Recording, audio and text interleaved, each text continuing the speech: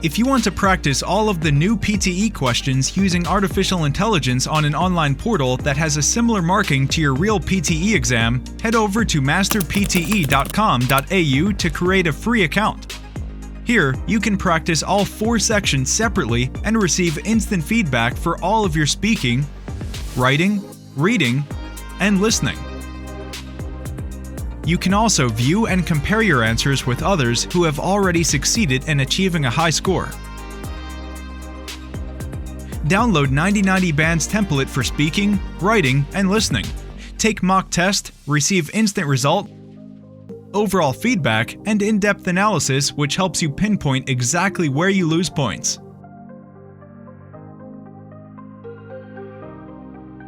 masterpte.com.au, the best PTE practice software in the world. 10 years ago, before the use of iPhone or iPad, people's attention interval is about 25 minutes. This number is good. However, nowadays the attention interval has dropped from 25 minutes to only 8 seconds, which means our memories are shorter than that of a goldfish.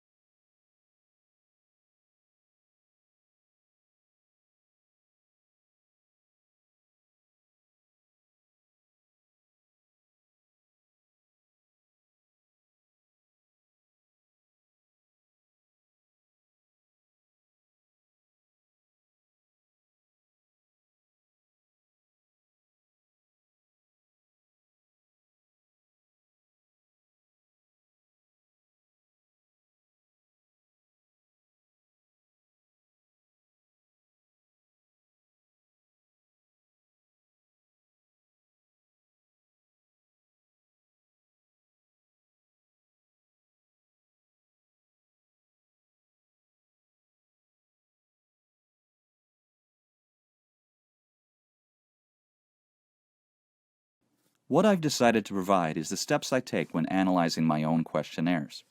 However, before I begin, it would be useful to remind you of a few terms we use when taking questionnaires. Questions can be divided into 3 types. This is sometimes called level measurement. Firstly, we have a category type questions, which are also known as nominal questions. These are when participants select from a list of categories for their response, such as male or female, or they may include ethnic origin. Secondly, we have ordinal type questions. These are similar to category questions, but instead of the categories being independent, there is some sort of order between them. If we ask people to indicate their age in categories, this is an ordinal type question. Thirdly, we have continuous questions. These are any questions that can be answered by a number. It could be an open-ended question asking participants to tell you how many times they attended lectures or how often they used a VLE, or it could involve asking them to rate the importance of intensity of some experience.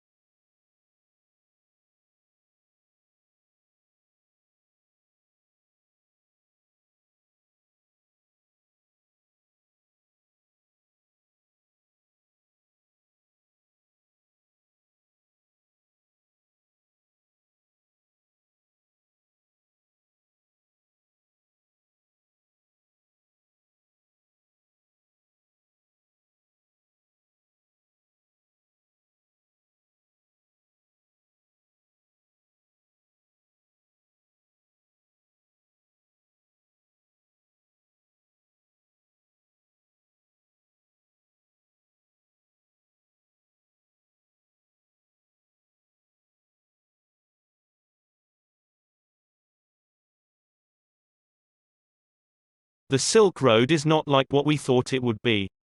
People traveled in groups to other countries through the Silk Road, exchanged things, and then came back. There were also some side groups who went to other countries such as India, which was called the Amber Route. At that time, there was also gift changing happened on the Silk Road.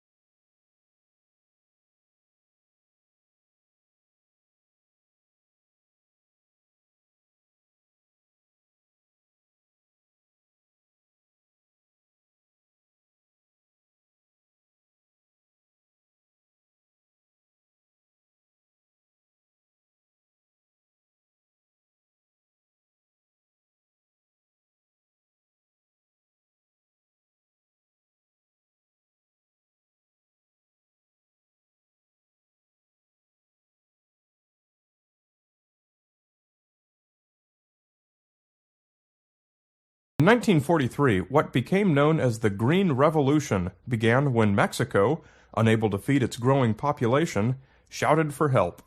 Within a few years, the Ford and Rockefeller Foundations founded the International Rice Research Institute in Asia, and by 1962, a new strain of rice called IR8 was feeding people all over the world.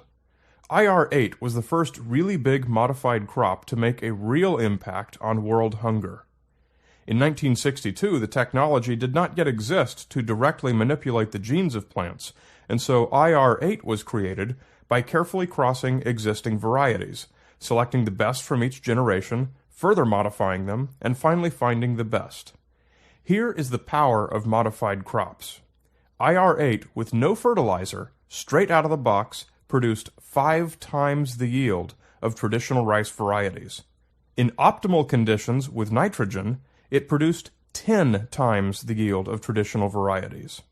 By 1980, IR36 resisted pests and grew fast enough to allow 2 crops a year instead of just 1, doubling the yield.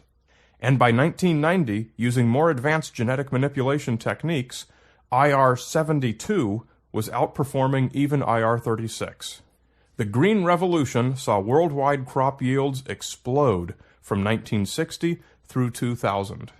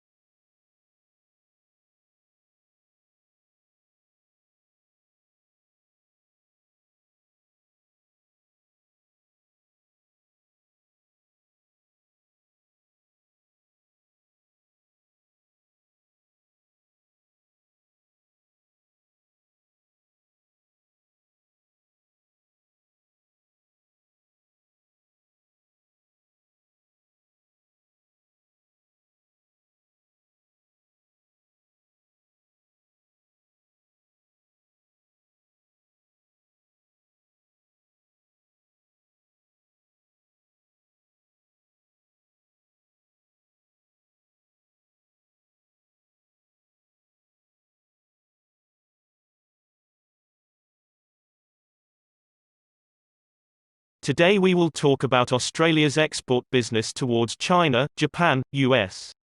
In the past, Australia was concerned about its geographical location, which may result in Australia being isolated from North America, UK, and later America.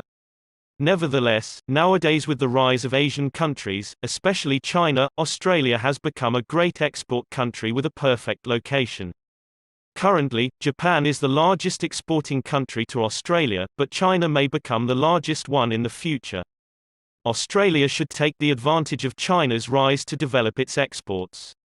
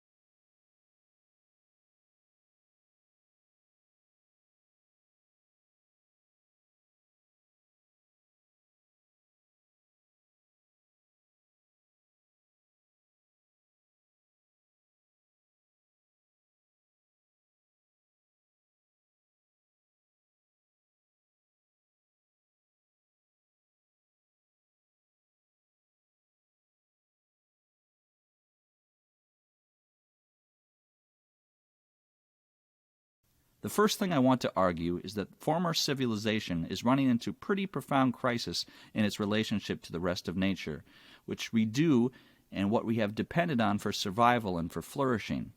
And this is the most widely and well-recognized relation to climate change, CO2 emissions, greenhouse gas emissions. But I want to argue the certain dangers in the way that has been presented as the central question that we have to address.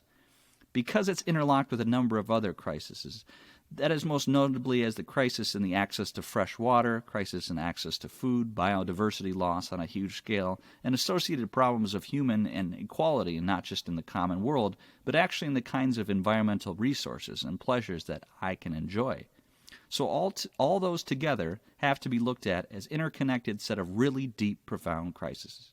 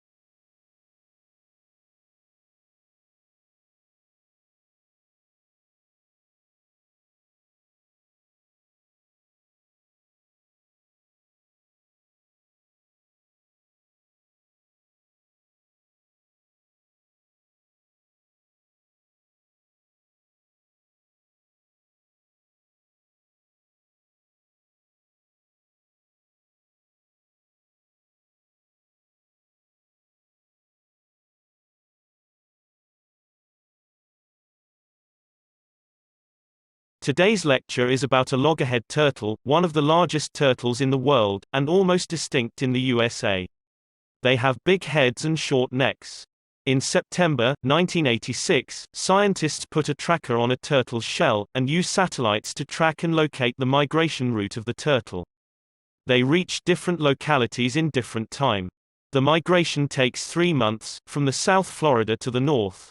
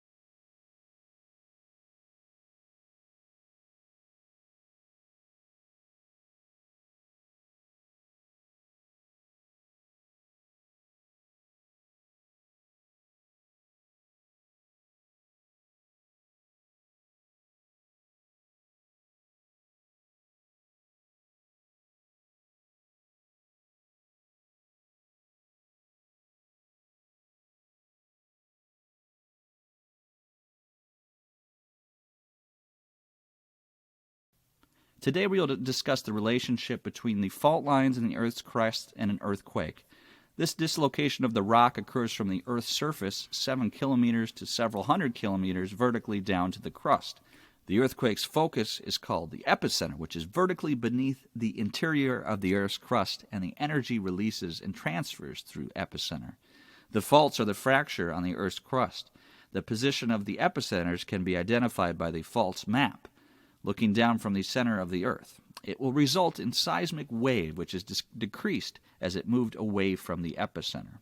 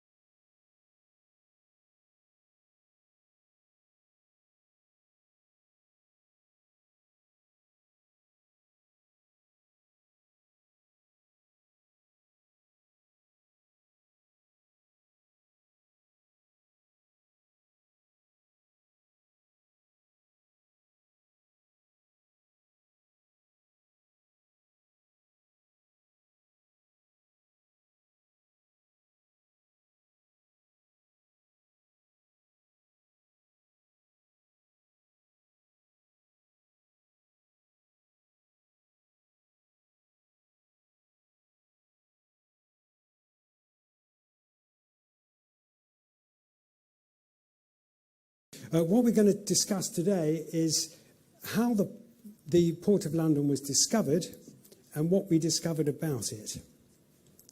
Now, if you look at the historical records of Roman London, there's only about 14 actual references to London in antiquity, i.e. contemporary references, and of those, only one is in the 1st century.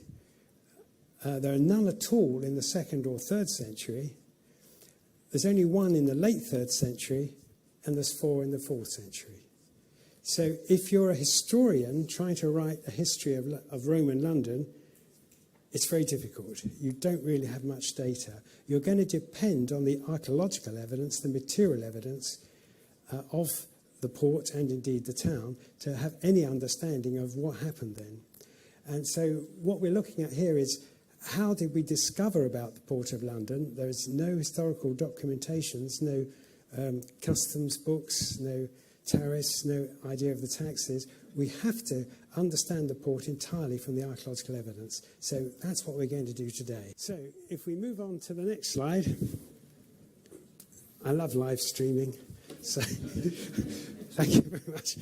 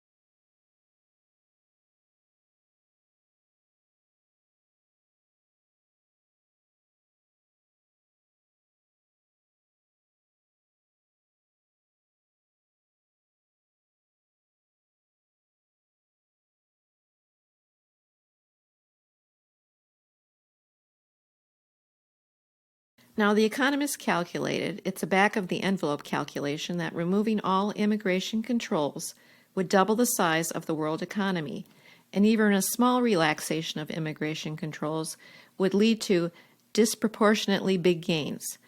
Now, for an ethical point of view, it's hard to argue against a policy that will do so much to help people that are much poorer than ourselves. The famous RAND study reckons that a typical immigrant who arrives in U.S. ends up with $20,000 a year. That's rough.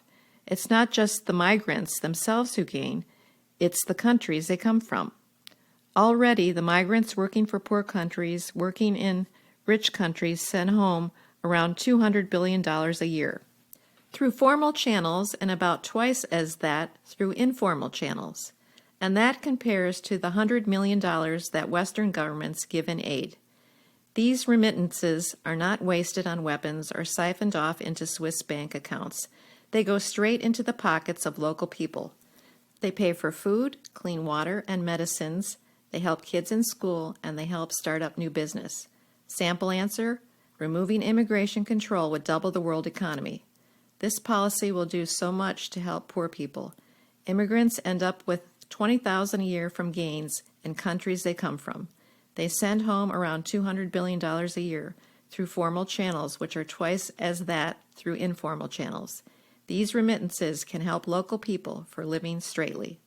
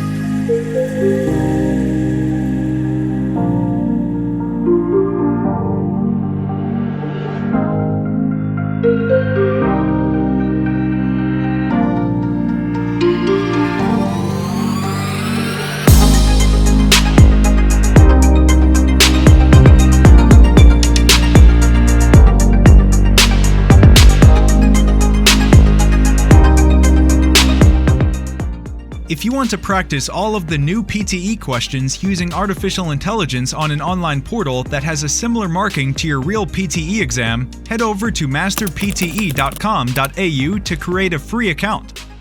Here, you can practice all 4 sections separately and receive instant feedback for all of your speaking, writing, reading, and listening. You can also view and compare your answers with others who have already succeeded in achieving a high score. Download 9090 Band's template for speaking, writing, and listening. Take mock test, receive instant result, overall feedback, and in-depth analysis which helps you pinpoint exactly where you lose points.